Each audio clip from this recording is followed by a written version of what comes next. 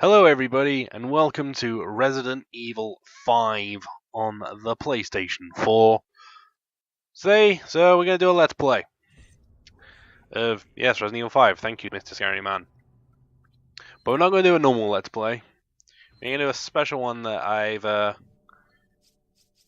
had like the idea kicking around in my head for doing this, basically. Because in all the cutscenes for this game, Chris and Sheva only have handguns. So I was thinking, like, okay, let's try doing a playthrough where all they have is that M92F handgun that they use in every single cutscene. No rifles, no shotguns, nothing like that. So I was trying to think ways it could do this. You could either do just like a bog standard one, or you could do something that makes it a bit more challenging. So the idea, so this is what I'm going to start the game with. Each character is going to have a melee vest and the bog standard handgun, not upgraded, and that gun will not be upgraded at all during this playthrough. It will be the basic handgun for the entire game. So the one way that I'm going to counteract it to make it a bit fairer is going to have infinite ammo on it. So you have infinite ammo on the handgun, but it's still the weakest handgun of the game, and it's going to not be upgraded at all. So the start of the game won't be too rough. Excuse me. But as you go on in the game, it will get harder because enemies will get more health and stuff like that. So I was initially thinking about maybe doing this on amateur difficulty, just to kind of put it in my favor a bit. But then I was like, there's not. I kind of want this to be a bit of a challenge. So the idea, I'm going to play through on normal. But yeah, it's going to be normal difficulty, basic handgun, no upgrades, infinite ammo. Health items will only be allowed on, like, the ones you pick up in the game. No buying first aid sprays or anything like that. So literally have to make do with what you find in the field.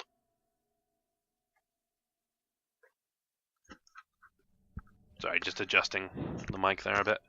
But yeah, that's basically what it's going to be. So we're going to make a start here. We're going to do chapter select, just because obviously then you're allowed to keep stuff. So chapter 1-1, the civilian checkpoint. Gonna stick it on normal. Play as Chris. And as you can see there, infinite ammo is turned on. To at least just give me a bit of a chance, because I feel like trying to do it, I mean, it might be a thing. If this is super easy, I'll try it without infinite ammo.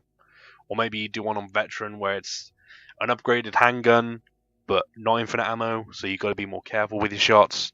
Won't be professional, because professional in this mode, in this game, is ridiculously unforgiving. Like one hit and you're on dying state, and that counter goes down so quick. If your AI partner's not next to you with the first aid spray, you're not gonna survive. So, yep, that's how it's gonna be set. Basic handgun, no healing items, and the melee vest, just to give it a bit of an edge, sort of thing. But with that said, let's hit ready up. And now we'll go through the first cutscene of the game. Obviously, setting this up. So obviously, this game I think is fine. Like, a lot of people seem to, like, this is the moment people say when the series started to go downhill, and I can see why they say that. Like, this game introduced co-op, and it was in that period where co-op, like Gears of War was massive, co-op shooters were massive. So of course they're going to kind of try to capitalize on that. And like, even like some of the issues, I think this game's fine. It is basically Resident Evil 4 with co-op, and more, it's more actiony, but it's nowhere near to the levels that Resident Evil 6 is. Because Resident Evil 6 is fucking atrocious. Like, I've said, this is the PS4 version that came out a couple months ago, and like, this I had no problem paying the $15.99 for. I've not bought Resi 6, and I'm planning on trying to stick to my guns. I might bite, I might give in and pick it up at some point, but my memories of that game were awful. Like, just if you like, everyone says like this game is bad, but like it's in hindsight, this is like a really good game, and I think even for the time, this game looked incredible. Here's our protagonist, Chris Redfield. Chris, I hate boulders Redfield. And this game looked amazing. Like, this was just a technical masterpiece back in 2009. The only problem with it, like, because the year before, Dead Space 1 had come out on the 360 and PS3, and that is a better sequel to Resident Evil 4 than this is. Like, it took the things that Resident Evil 4 does and it adds to it really well. And like, considering Dead Space had the moving and shooting and it still worked fine, the fact that this game, obviously going to get you great introduction to Sheva here, like, because, you know, arse, booty, booty, booty. But, I'm going on tangents already. But, like, yeah, like, the fact that this game you still had to plant your feet to shoot and that, like, was a bit of a knockback, considering how Dead Space had shown that you could do the aiming and moving stuff fine. But, I was perfectly happy with this game. Like, it had problems, and like, you know, the versus mode was just atrocious. But I liked what this game was doing. I like where it goes. Oh yeah, Jill Valentine is apparently dead. But it felt like an end to the series, basically. Like the way this game wraps up. This wraps up your Chris Redfield arc, your Albert Wesker arc. Like, it wraps everything up, and it's done. Like, this should have been the end. Oh my god, they added the booby bounce to Sheva as well. I knew they'd done it to Jill in the HD, you know, the remaster thing of the GameCube one, but I didn't realize they did it to Sheva as well. Anyway, I'm just completely off. Just going on every sort of tangent I can possibly do. I have a job to do, and I'm gonna see it through. But you know, everyone who's played this, you know, they know these cutscenes and that. This man does not look happy. But yeah, this game's not as bad as, you know, some people say it is. I don't think it's quite odd, this version, because it's pretty much like in line with the PC version, I'd say at this point. There's moments where it runs at a really nice frame rate, and then there's times where it dips. Also, I never knew about this, but because I like, you know, you have this little opening area and you kind of just run through it, and I've never really explored it because I didn't think there was much to it. Like, you got the stuff going on over there, but apparently if you go over here, this happens, which is I'd never seen before. I was just like, huh. But then you go here and they're gone. Like, okay, but like the opening of this game, like, you definitely get, like, because this, like, Resident Evil 5 is not scary, not in the slightest. This game is not scary at all, but it's tense. Like, this opening act has a real sort of tension to it. Like I say, like, you know, they don't want to see an American here and all that, but like, you're walking through this area, and if you walk near people, they just look at you. Mind you, these that guy's seen some shit. Look at him. He's like, but it's like, yeah, no one's like, no idea what he's eating. But like, you just get the sense like nobody wants you here. You have no idea what he's cutting up. Like, these guys are just whatever's in this bag. Like, they are just going to town, battering it and destroying it. Like, people just watching. You realize like everyone's kind of watching you. This dude's just giving himself a hell of a manicure. That's a dangerous way of doing that, buddy. But yeah, look, they've all stopped and they're all just like, you just get the vibe like, no one wants you here. You're not wanted in this town, in this village, in this area. I don't know. And like, you know, the further the game goes on, like, all this tension and stuff goes away. But like, this opening stuff feels very tense, and I like where it was going with it. This very much is kind of reminiscent of what they do in Resi 4, where it's like everyone just vanishes. Like, where'd everybody go? Bingo.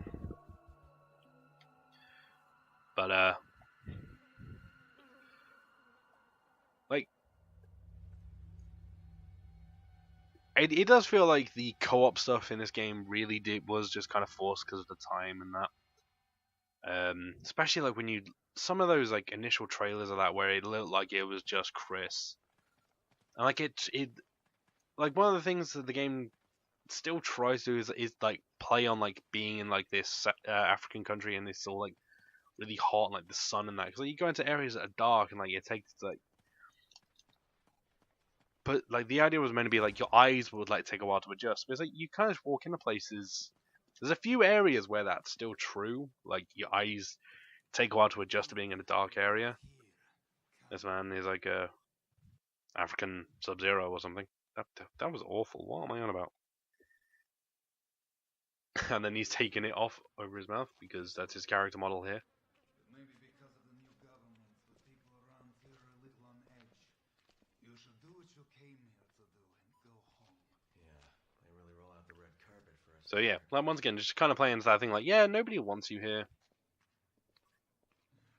I have your weapons for you here. So what I ideally I should have done, I should have just started the game with no weapons and then just picked these ones up. But they're the exact same as the ones that are in this case. Then obviously you're gonna get your magic costume change, because obviously this version comes with the costumes installed. So Chev is in the business outfit, Chris is in his Brotherhood of Steel knockoff outfit. Go through there. Alpha team's waiting at the deal location. Good. What do you know? Or Rob or Ross. Mostly just rumors. Something about visions of a doomsday project. Doomsday sounds about right, and apparently it is no rumor. You're kidding, right? So yeah, like that's the thing about this. Like, yeah, you get sent in because there's like Our only lead. issues going on with this dude called Irving, weapons deal, you know, bioweapons, shit like that. And be careful out there. Unfortunately, this man he chose the right way to go, but he's still gonna get picked off. So here we go. In the proper game now, got guns and stuff. So the idea, obviously, I'm going to use the knife for barrels and crates like that. Not going to use the knife really for any combat stuff. Remember, we're a team. It's just, you know, easy ways for obviously getting Don't worry. destroying crates, because obviously you're trying to find the ammo and stuff like that. Dead animal. There's a dude over there, not looking very happy. His hands looked a bit blended together. That was really weird.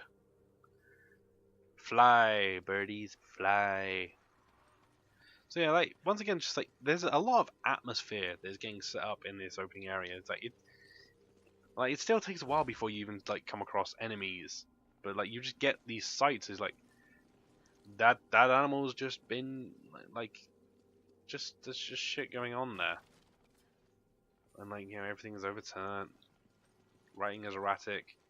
All outsiders will receive the blade of punishment. We will bless them with a sacred death. We will release them from the bonds of wickedness. You know, they definitely sure sound friendly in this place. There's the first green herb we get. But yeah, like, everything is just run down. The herb there, pick that up. So it's just, it is setting up some tension. Did you hear that? And but the problem is it kind of lets the tension go kind of quick, like, and before you know it, you are going to be thrown into fighting quite a bit. I think they could have maybe done for a slower build, but that doesn't really work for a co-op game, does it? Like, you have to keep both people interested. I do think the scene is a little bit gross. It's just like, oh dear, no. Like, making sure he swallows that thing. Like, oh god. No. And they just run away. This dude, like maybe just like shove your fingers down your throat and make yourself throw up, and like get that thing out of you. But he's all like, nah. It's still in his throat from the looks of it, and then it's going down, and then I remember this bit looking real cool, and it's like creepy in the trailers. It's like, just Chris and Sheva just have like a durr, durr, durr. It's like, the guy's bleeding from his eyeballs. Like, I'd be worried if I were you. And then he's gonna run at us, and he's gonna be all angry, and boom.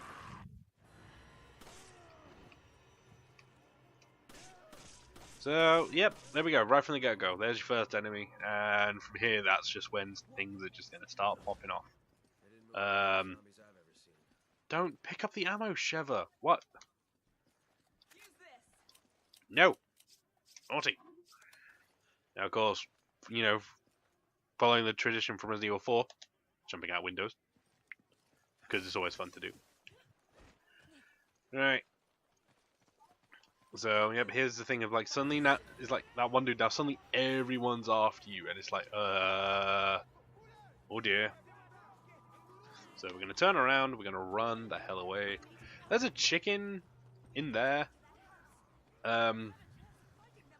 It killed me on my one of my professional playthroughs, because it can hit you. Like, if you actually fight some of the enemies, it'll run up and it can like fly into you.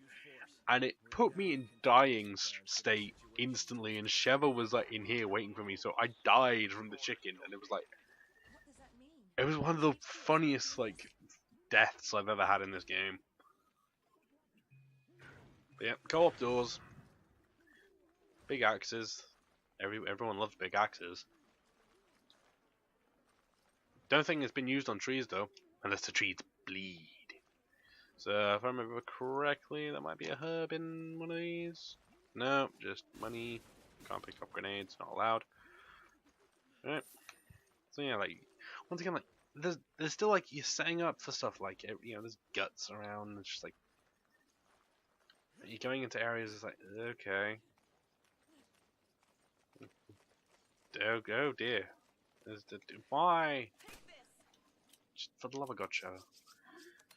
That's gonna be the one problem, is her wanting to constantly pick stuff up.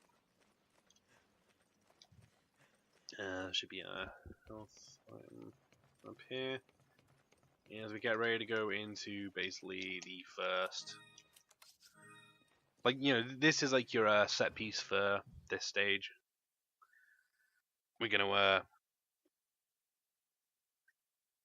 and like, you know, this is actually like, you know, what leads into the end of chapter 1-1 sort of area.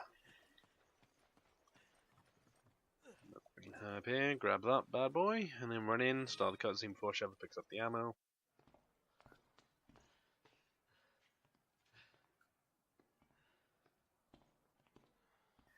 So, I don't know why they grabbed this guy, where they grabbed him from, because everybody had vanished from out there.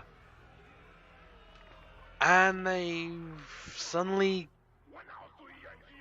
you know, they've suddenly captured him, and they got him here without us seeing him. Like, I don't know how they got him. And like, Chris like stops him. Like, also this dude, as awesome as this enemy design is, is definitely over designed. Like, why would you have all of that, all those paint? Like, that's some serious acupuncture stuff like that. Ah, they're all happy because murder. And he's all like, yes, yes, huh? Like, I will admit that's quite funny that he sees them in there. And then everyone's like, oh dear. And it's like, oh shit, we're in trouble. And as, like, because there's a giant group of them there, but you don't really get so many of them. But like, so yeah, this area very much, it's like the opening of the village in Resi 4, where it's meant to be like, you know, a survival sort of thing. Like, you walk into it, like, there's no way out at the moment. You just gotta survive how you can. It has a boss character like it has, you know, 4 has Salvador. But this is also a bit like the siege on the house later on in Resi 4, like, because you've got this bit here, like, you can kind of hunker down here. Did you just give me more ammo? You did. Stop getting the ammo. fine. Get the money. That's fine. You can get the money. So yeah, just gonna kind of hold out here for a bit and see how long it takes for them to start getting in. Like you kind of need to play, like can kind of play a bit loose here because obviously like this part of the game, like this is what you have. Like you don't have like you have this handgun, and you have to kind of make do with some of the ammo you got. So like this stuff will be pretty easy. But obviously, like, you know, as the later stages come on and, like, you know, you're meant to be getting more powerful weapons than that, it is going to get a bit more tough.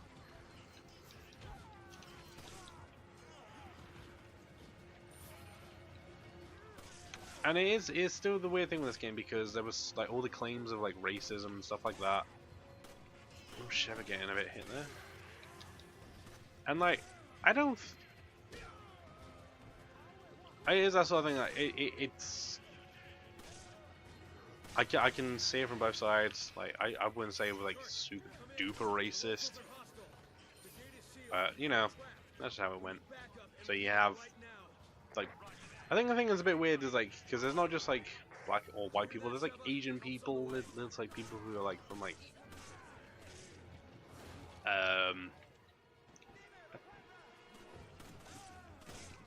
You know, just like other parts of the world, like there's kind of all sorts in here.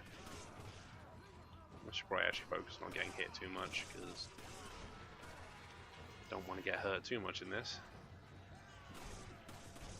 Alright, here comes the big baddie. That was actually a really good shot, Trevor. Nice. Alright, now we can run out here. So yeah, we basically have to survive because that gate needs opening, and we can't do it till the cutscene occurs. Basically, we gotta have our friend Kirky boy. So yeah, just gotta stun him a bunch. He's basically the main problem. Like everyone else, like you can kind of like deal with. It's easy to deal with. It's the executioner, Mangini, just puts. Obviously, you know, can put a lot of pressure on it because he can really do damage. Like you know, most of swing from his axes will put you in dying state instantly. Or he can like grab you and do an instant kill. But like, yeah, like, why has he got like a giant nail in his back? Like, that must be like, just.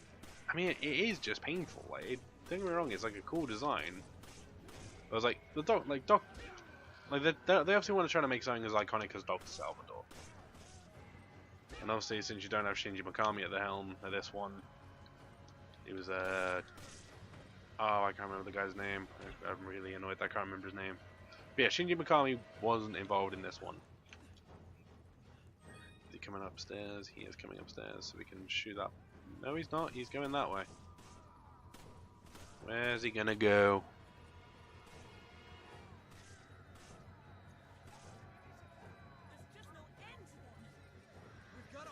Pull back down. So he's gonna go over that way.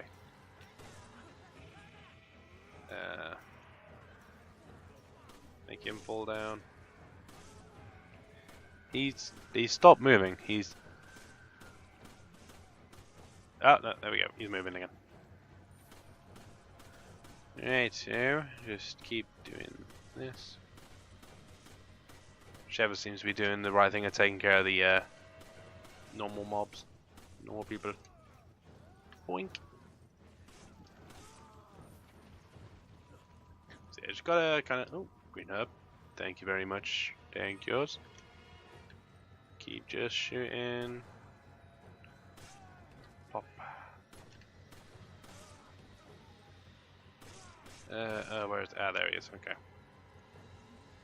All right, he's done. He's dead. Grab that just for some extra cash because you need it. Right. Now this way.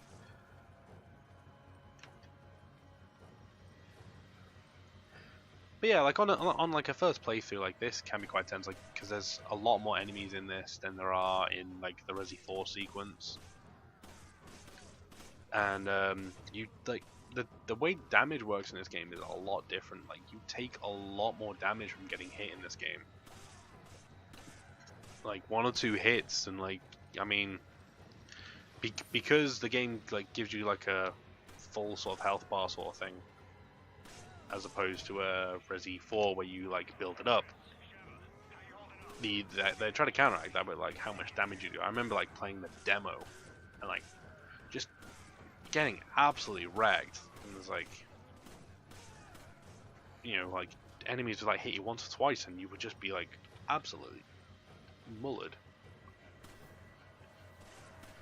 I should probably go inside that building on the right. Should be a herb in there, which obviously, you know, more herbs the better. And oh, the window's been shot through. Can't jump through it.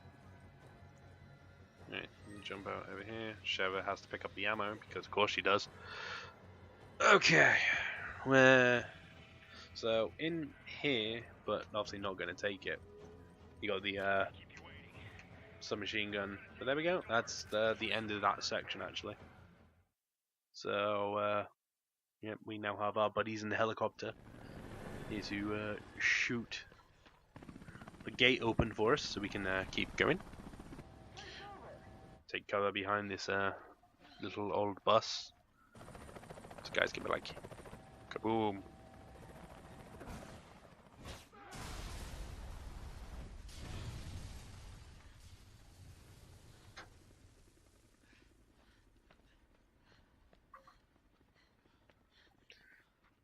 And with that, we come to the end of chapter 1-1. Got S ranks apart from clear time. Obviously, it took a while. There's some of the initial stuff going on. But that's the end of the first chapter. Hopefully, you guys enjoyed it. I think this is going to be fun for a while, and then with some of the later enemies, I bet it's going to get real tough. But I'm looking forward to at least giving it a go. And with that, I shall see you on the next one. Catch you laters.